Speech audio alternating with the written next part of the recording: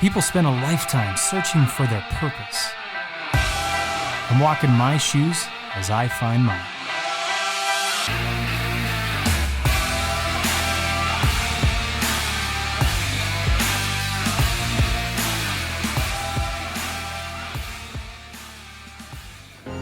All right, so it is the end of the year, and I don't know if you're as excited as I am about 2020, but you should be excited because hopefully you've been planning for this. Hopefully you are doing things to prepare yourself for an amazing next year.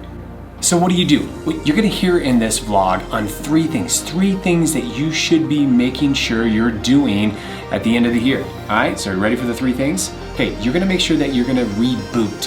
Hey, we gotta reboot this thing, right? You gotta recharge yourself and you gotta refocus. Why do you wanna do those three things? Well, we're gonna tell you in this video, but hey, listen, at the end of the day, it's about what you wanna accomplish. How many of us have gone through an entire year and said, dang it, I wanted to accomplish so much more, or I had so many great plans that if I just would have finished and followed through, man, I'd be a different person.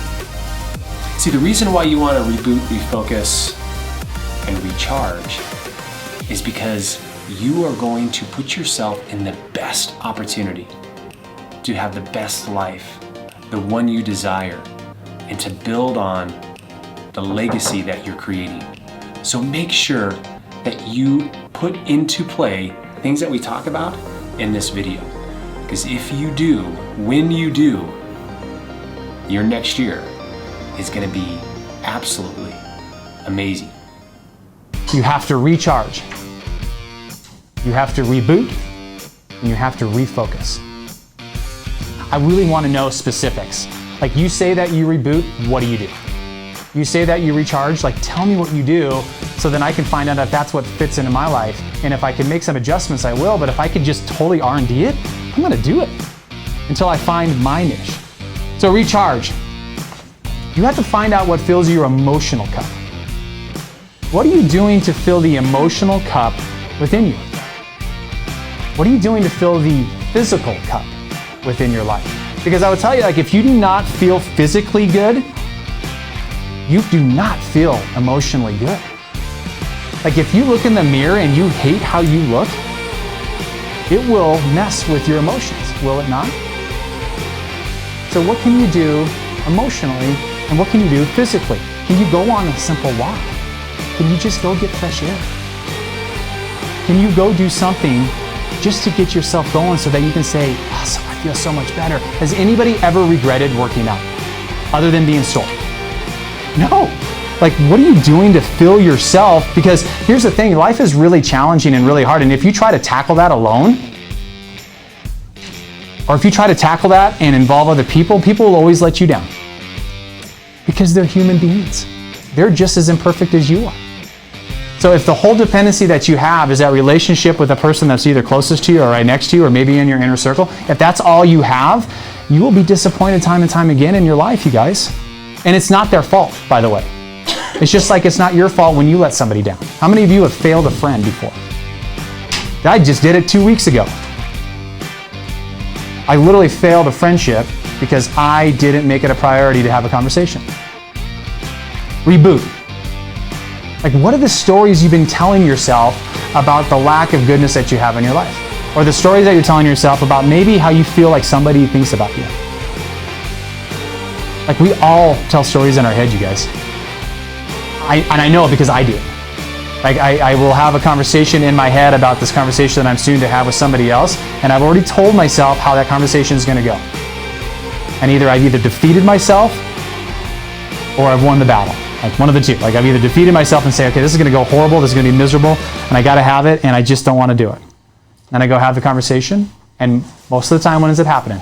It was a great conversation. So what are the stories that you are believing that really aren't true in your life? A situation happens in my life, I don't like it, then I would say, what is the opposite of the story?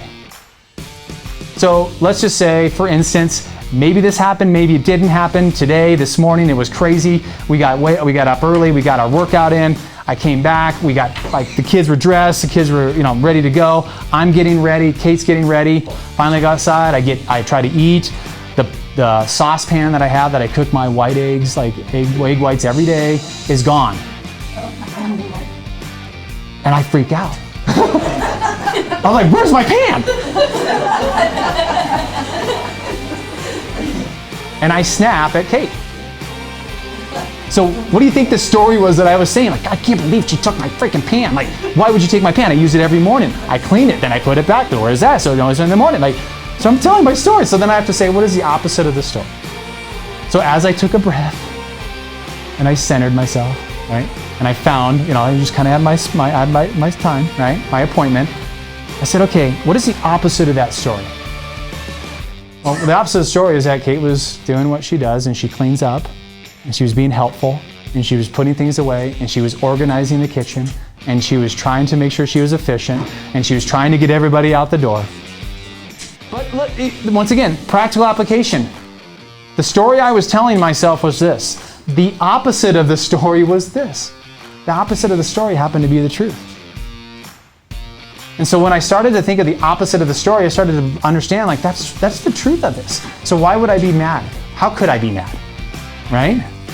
When somebody upsets you, just what is the opposite? What is the complete opposite of the story? And then you find out, is that true? And then maybe the truth lies somewhere in between. It's not nearly as bad as you think, and it's not nearly as good as you want it to think, right? But it's probably somewhere in the middle there. And then what's the story you want to own? Right? So when you have the situation happen and then you say the opposite, then the other thing is like, well, what's the story that I want to own? Like, what's the story that I want out of this moment? Right? So I'm pissed off, the pan's not there. She didn't mean to do it. She was trying to be helpful. And the story that I want to own is that, okay, Josh, it's okay. You have a really nice clean house because your wife pays so much attention and she does put things away. And it's really only about eggs. Like, seriously, you do it every single day. You know exactly where the pan will be at. Just take it out, get it, clean it, and then why don't you put it away so now you know where it's at? Wow! Right? It seems like rocket science, but it's not, right?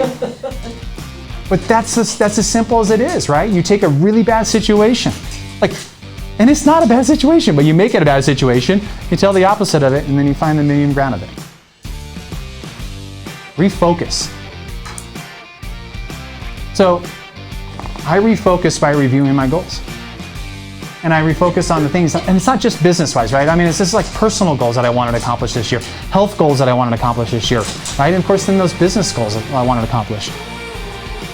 Right, so I just kind of get those out there and say, okay, like 2019, these are all the things that at January 1, these are all the things that I felt like were really important in my life. And as I went and as along the way, I might have adjusted those goals, right? In June, July, I might have been like, dude, no. Or I might have been like, we already accomplished that. Like, we needed to add to it, right?